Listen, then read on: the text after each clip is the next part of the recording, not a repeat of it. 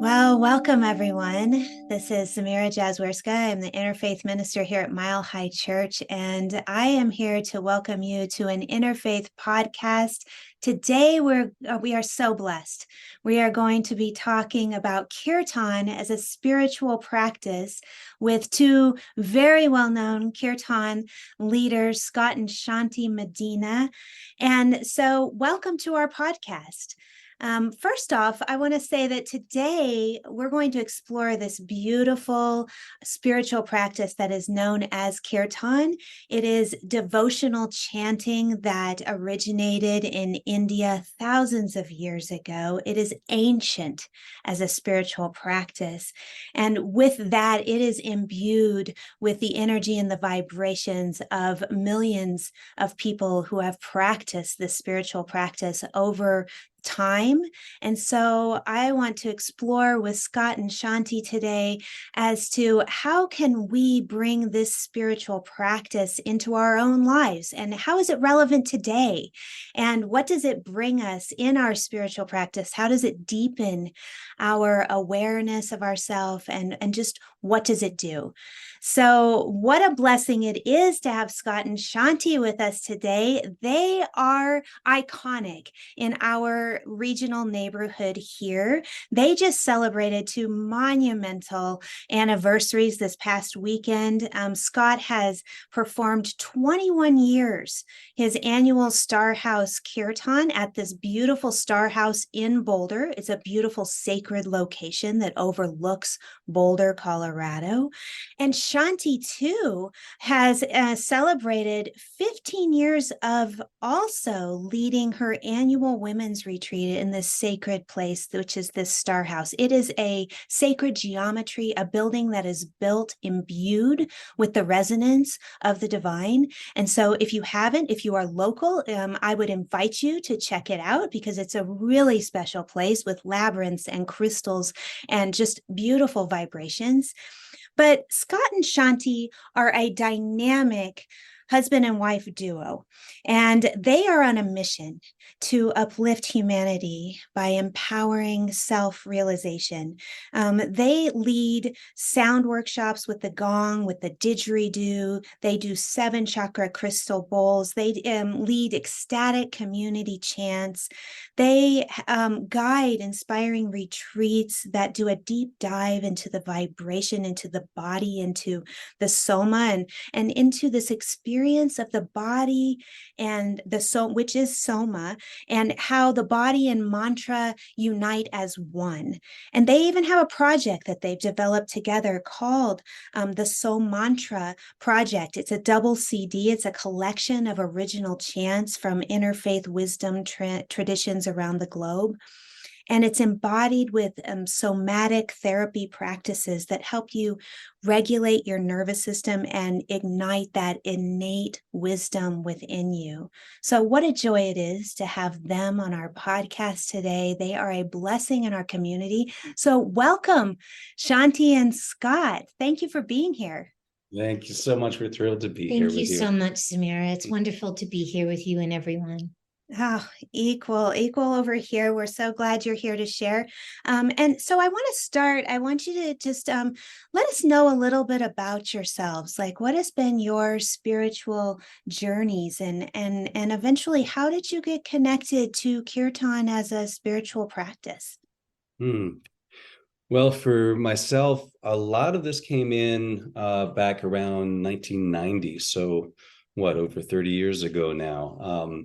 I worked for a number of seasons at a place called the Omega Institute for Holistic Studies in upstate New York, and was on staff there. And they just brought in, every amazing teacher at the time, from Thich Nhat Hanh to Ram Dass to, everybody who came through there. And so this really exposed me to so many amazing teachings. I was coming out of college at that point, where I'd gotten a different type of education, but coming to a holistic center, I felt like, all right, this is really what I'm most interested in. And one thing they did for the staff there is weekly Kirtan. And I had no idea what Kirtan was. And so I started going to this, and it was the most popular offering for the staff. Everybody loved it. And we would pack into this room, and it was really hot in upstate New York in the summer, but we'd just be packed in there, and we all be chanting these mantras. And for most of us, this is all like Hindu and Sanskrit. We didn't know what any of this meant. We'd never done this before, but all of us felt so good. We just loved it. And so that was my introduction to Kirtan, over 30 years ago. And really is just what lit that flame for me that continued later on. And eventually I would start leading Kirtan because it just really lit me up so much in a deep way. Oh, beautiful. Thank you so much, Scott. And what a blessing to work at the Omega Center and be at the feet of so many amazing teachers. What a kickoff. Indeed, I know, it was so great. And I came in a little differently to chanting as a yoga therapist. It's bhakti yoga is chanting. So it very much, I could feel the connection to these sound formulas, mantras that really help train your mind, mantra, from a yoga therapy point of view, and teaching trauma-informed yoga and having my own modality and realizing the importance of using that part of our body, our voice, really helped me dive deeper into chanting. But initially, it really, before yoga, my spiritual connection was really through my own spirit guides and my angels and allies that I would connect to in all the different dimensions. And it didn't really have a lot of chanting in it. I was so grateful to come across chanting and bhakti yoga, and really just allowing people to come into a felt sense of community and connection and oneness through chanting. And each time I chant, not only are my guides there, but other people's guides are there as well. So sound moves through dimensions and calls upon those who want to help us and heal us. So it's been a real beautiful practice to blend those together now that Scott and I are together too. Oh, that's so beautiful. Thank you, Shanti. And it sounds like you really brought the body practice together with the sound together. And that's been a large part of your journey, how beautiful that is, and how important in the trauma-informed world, as well as we work on making the body a safe place to be in, especially in times of trauma. So what a wonderful journey.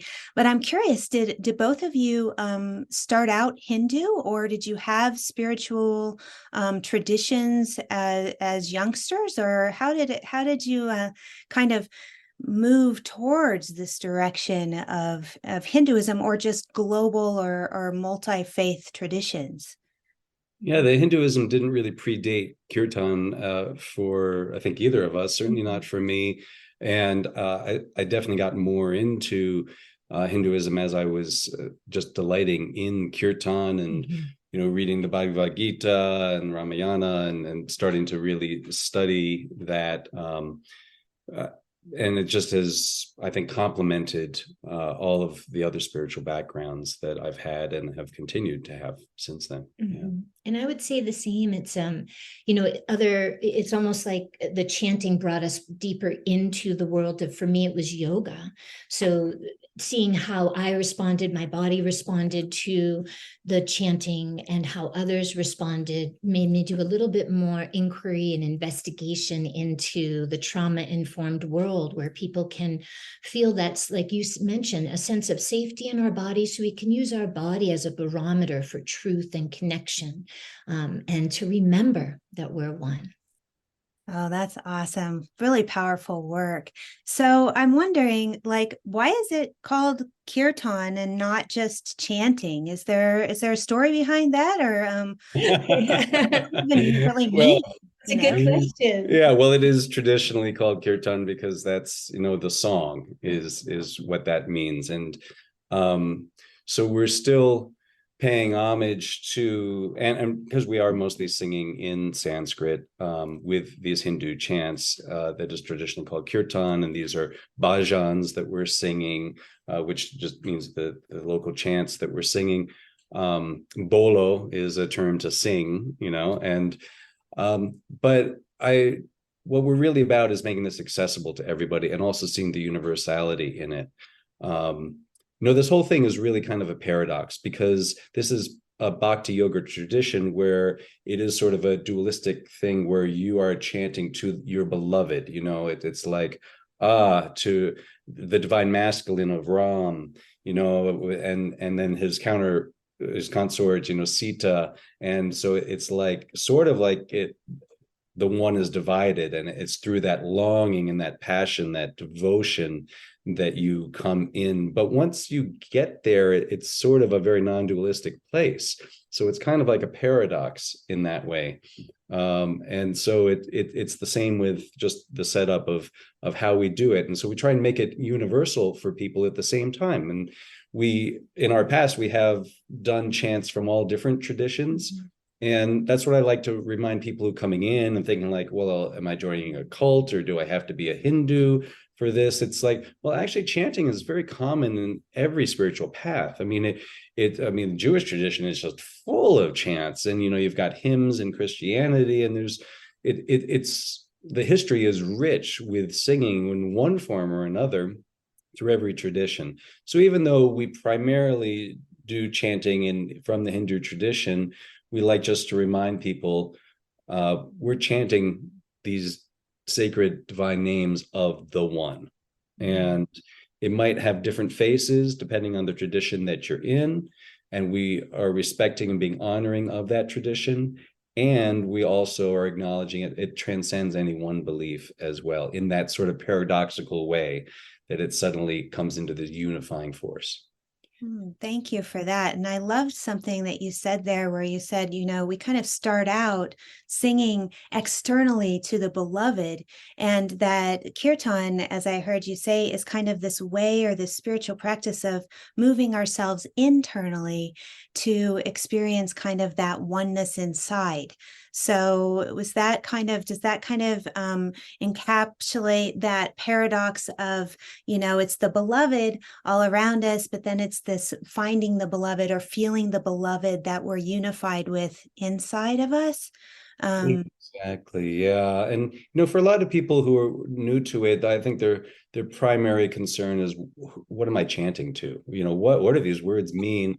And I try and reassure people right away. It's like, every word we're singing is either a name of the divine, of the one, or like an exaltation. Like Jay just means yay, victory, to that one.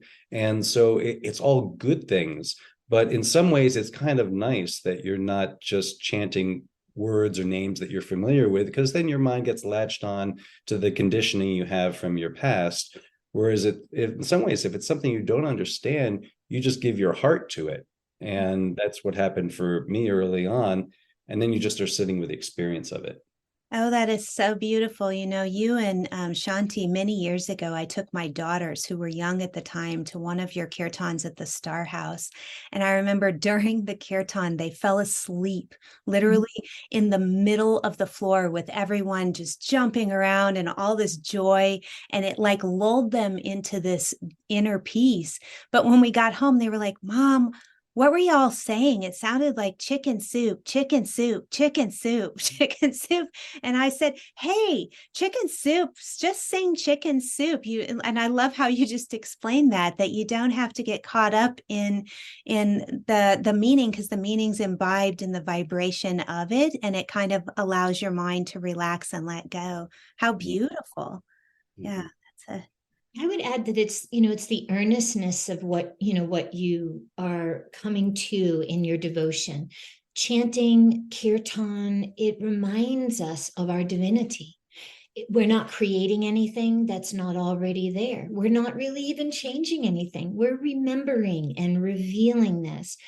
When I went through my plant medicine certification, my teacher taught us about this Tibetan Tantra meditation practice that really explains kirtan as well, where this is a practice that's very old, and what they would do is meditate and become a cloud, and their body would literally dissolve into the cloud.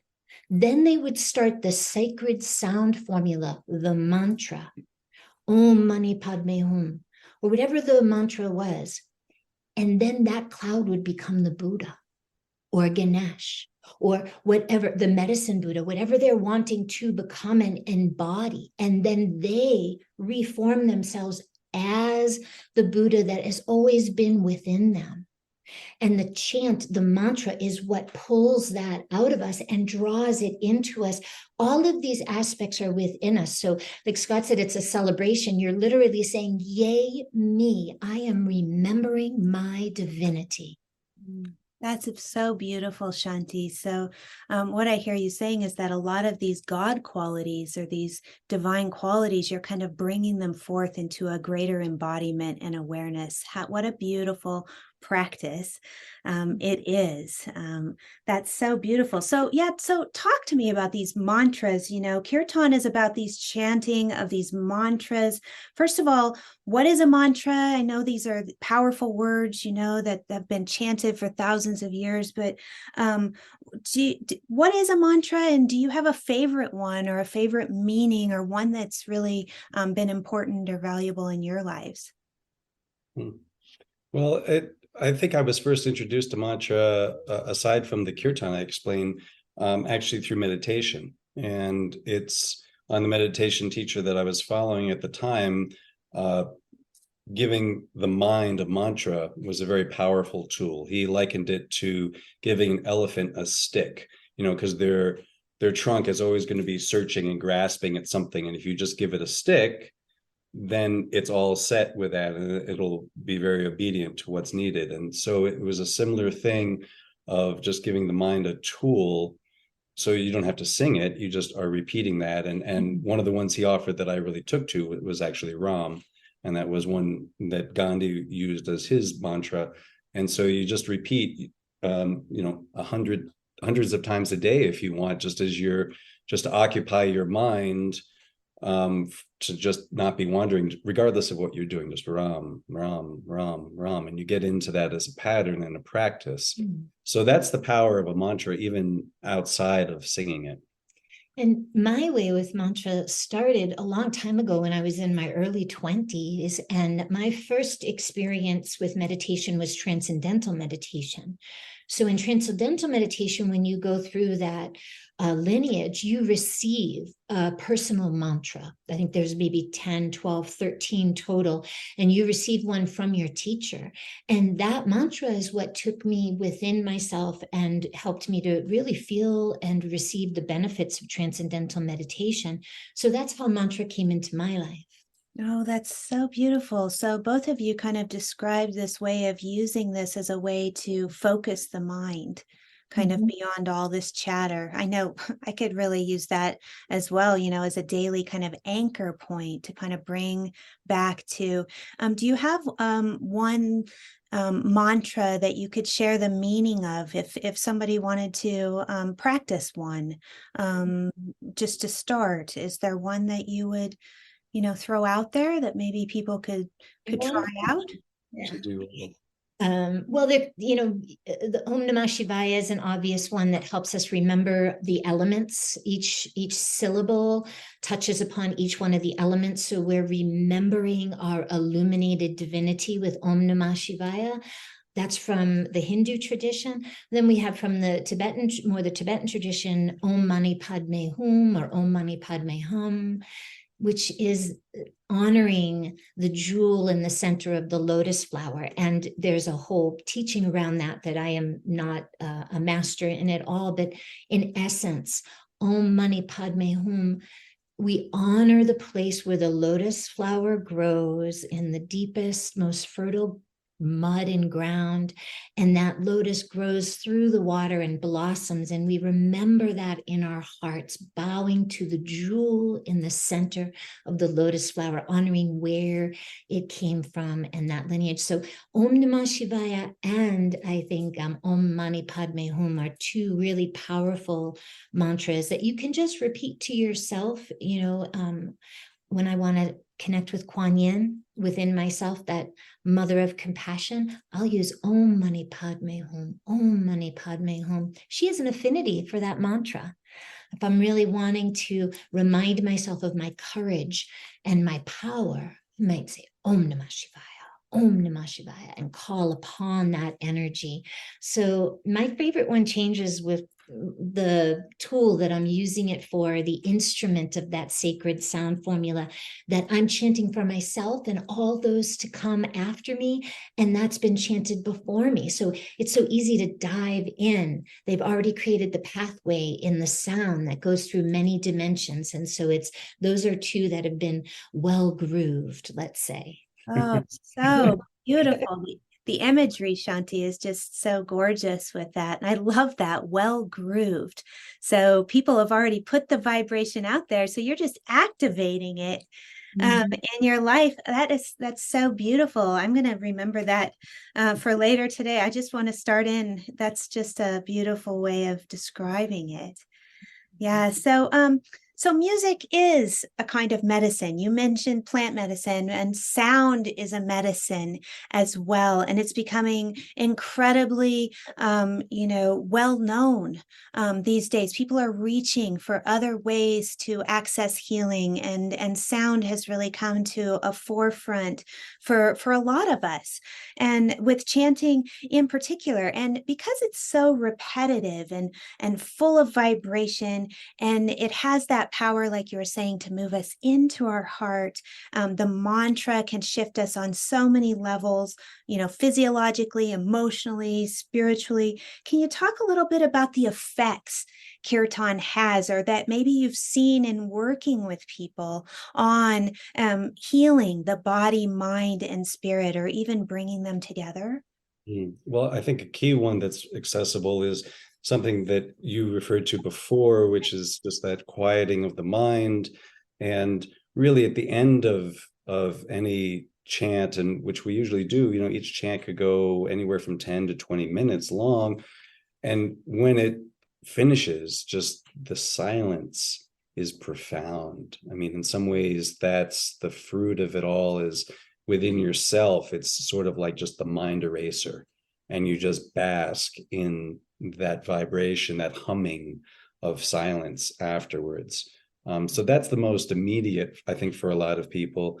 But Shanti can talk a little more about it, because we do combine the soma with the mantra, which is why we called our CD Somantra, as a little tie-in there, literally. And we have lots of practices we sometimes bring more into the body as well. Well, I'll just add to that. I love it. It quiets the mind. That's what a mantra does. Or if we're repeating chicken soup, chicken soup, chicken soup, it's still quieting the mind, right? Giving the elephant the stick. But what's even more subtle and even more impactful is what we're doing is we're regulating our breath. And when we regulate our breath, we build resilience. We build immunity in our body. We build health. And as earthlings, our social and nervous system is what sets us apart from other mammals. And when we get together and we chant together and we're breathing together, not only are we stimulating and regulating our own neurobiology, but we're catching it from others. We're all, it's magnified. And like, again, it's well grooved. So at home, when you're chanting by yourself, it's very different than when you're in a group and you can feel that connection. And literally, people leave their baggage and things they may have carried around for years there, and they feel refreshed and energized. Pain has been mitigated.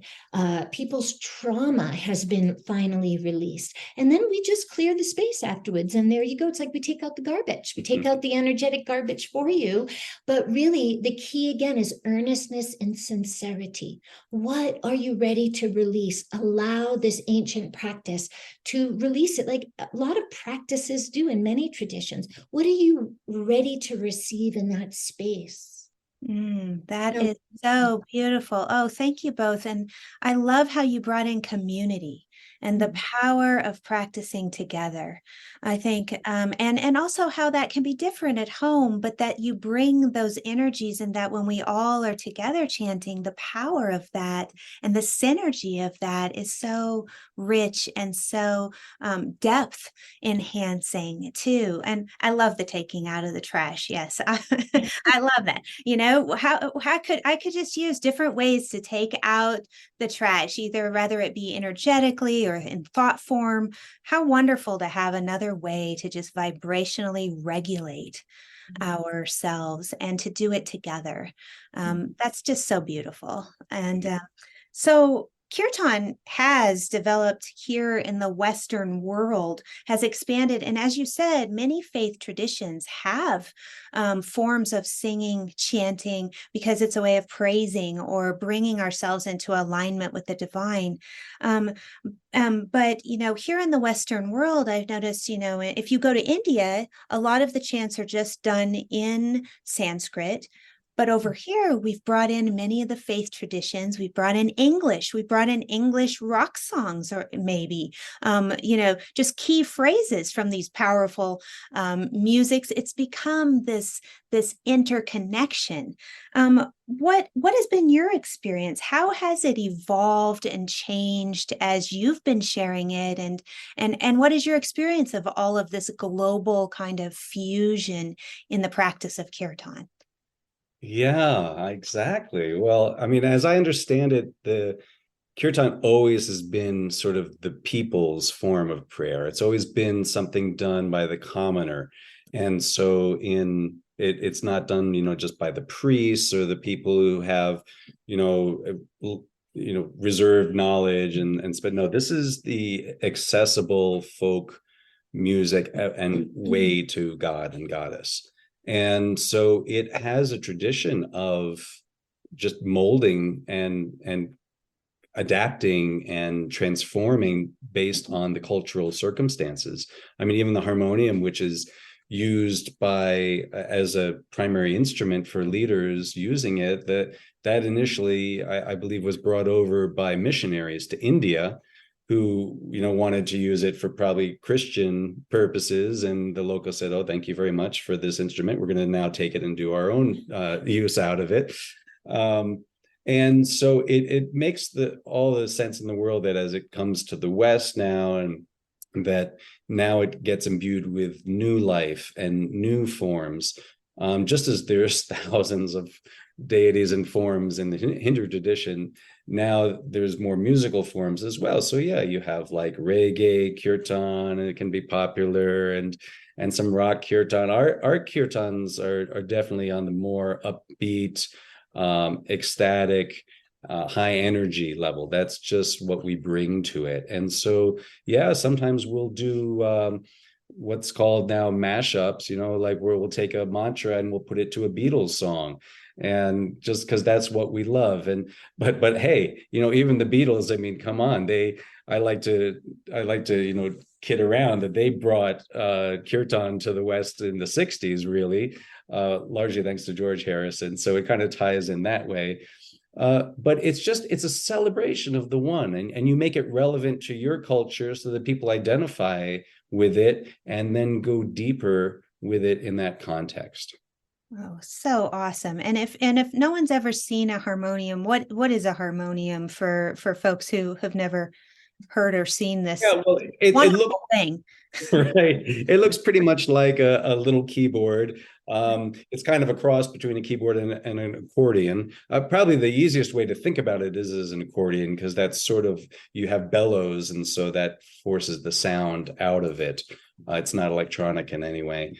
But it's very drone driven. So it's just these rich drones that are fairly simple musically, but just bring you into an ecstatic state almost just by listening to it. And likewise, I lead on harmonium, but also on guitar, and I tune my guitar into an open tuning, which has a lot of drone power in it as well. In that drone, it helps, we connect to the vibration, we can feel it in our body, in our larynx, literally the vagus nerve, which is 90% information going from your body to your brain that all is well, right?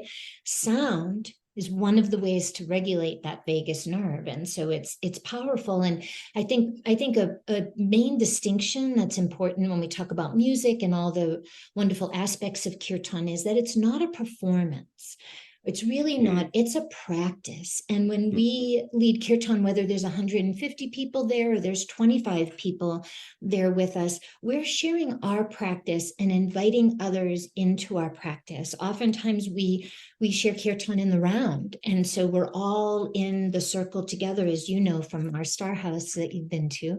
And so I feel like, people need to realize that they're not going to be coming to something where they're going to receive a performance. We're going to invite them into a very deep and rich lineage of practice that we each have individually and collectively. And in the community here, there's a deep connection of practicing together. Oh, and in that, I think it's also important to just to say to anyone who might be unsure if they want to come to this because, oh, now are you saying I'm going to have to, perform or something? It's like, all voices are welcome to this. It isn't a performance, even by us who are leading it. It's like we don't see ourselves as like the performer at all. And so everyone's encouraged to participate, and you don't have to consider yourself a singer at all. It's like you are here just with your heart, and it's coming through your vocal cords in this instance. But it's your prayer, and as Shanti said earlier, it's your earnestness and devotion to this practice that really are going to reap the results. And it's not about you sounding wonderful or singing in a harmony or anything. It's like you don't need to worry about those things. You just need to be earnest and see where it takes you. Devotion to you, not the practice. You don't need to be devoted to any practice. You're celebrating the devotion of you in you as you sing. This practice is just one of the many highways to the heart. And so we invite you on the highway. You can just sit and be quiet in the car and just listen, and you can also chant along with us. But like Scott said, you don't need to be perfect at anything. Everything is welcome, and we're all just divine. Oh, that is so awesome. And, one thing that I love about the kirtan environment that both of you create is that it is so very welcoming, but also that you provide a beauty of music too, that, like you said, I could just sit and absorb the sound, or as I feel called, as I deepen and move beyond my mind, then I kind of open and I can feel myself wanting to sing along because everyone else is. And also that you provide it at such a level that, it's not so quiet that I can just hear myself singing a solo in front of everyone in community, but it's a beautiful ocean of sound that I can fall into and absorb within. And then also I can even dance a little or move a little or allow myself to simply sit in silence and observe, so that it has this vast invitation, if you will, to spiritual practice and to meet ourselves where we are in that moment with it. That if I feel like moving, I move sometimes. If I feel like sitting, I absorb sometimes. And same with the singing. And that because I'm in community, I can keep my eyes open. I can keep my eyes closed. I can clap, or I can just hold a mudra or, a form of hand yoga that just sits and pauses in the energy. It's just so lovely, the community that you both are able to, the energy that is so welcoming, that puts people at ease, I think, no matter what is your practice that night. So thank you. It's powerful for people on all those levels you just said, because sometimes we'll observe people who are they aren't singing at all, and they're just in meditation, and afterwards they'll say that was the most amazing thing I've experienced. And then other people will be dancing ecstatically, and it really is up to where you are in your journey in that moment. Awesome. So awesome. Which brings us to, if someone who's listening wanted to start kirtan as a personal spiritual practice at home, how would you help them get started? Like, what are some ways to just begin to explore this spiritual practice and what it has to offer their life?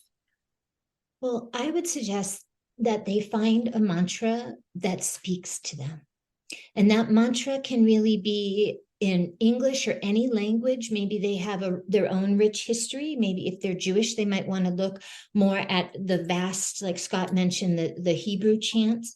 And they find a mantra that feels resonates with them.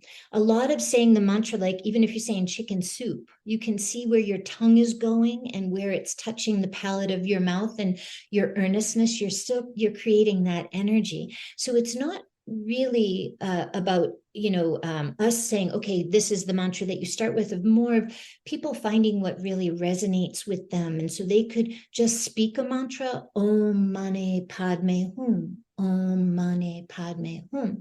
They also could go on YouTube and do a little YouTube search and find people to chant with. They can come to our website and find out when we're chanting. Our Somantra CD. It's really about finding a way that feels good to you. People sometimes tell us they use our CD, the first CD, not the second one with all the meditations through the chakras with sound healing, but the first one, on their commute to work. So they're chanting on their way to work to get into a really great space before work. Or we had somebody use it with the Olympic swim team, the American swim team recently for the Olympics, and they were training they had it blasting over the training. And so it's up to each individual person. Somebody might want to, find a mantra and then just speak it themselves, and others might want to find community, and others might want to find ways that they can practice at home. Mm-hmm. Yeah, and if people do want to, take it to the next step and maybe learn this crazy instrument, the harmonium, which actually is quite simple, so simple to play. Beautiful. They could reach out to us. I'd be happy to give guidance on that, or guitar, if you want to just create a home practice for yourself. Then you could play your own mantras at home. Yeah. How beautiful. And if they wanted to visit your website, what is your website that they could go to? Well, the best would be scottandshanti.com. You'll find all of our events there. And you can also navigate to the blog page on there. You can find out more about my body current work there. But on the scottandshanti.com page, you'll find all of our events and ways to connect with us. And you can also get our CD on Bandcamp or on our website as well. Beautiful. And Shanti, you were also, when you were chanting Om Mani Padme you were doing a hand movement. For those who are just listening to us, what would be a hand movement that they could do as they're chanting to kind of help them focus? Mm-hmm. Well, the easiest, and which is really a wonderful way to integrate into your neurobiology, the sound formula, is just to palpate your thumb and your pointer, each finger. So you touch your pointer finger, then your middle finger, then your ring finger, and your pinky finger.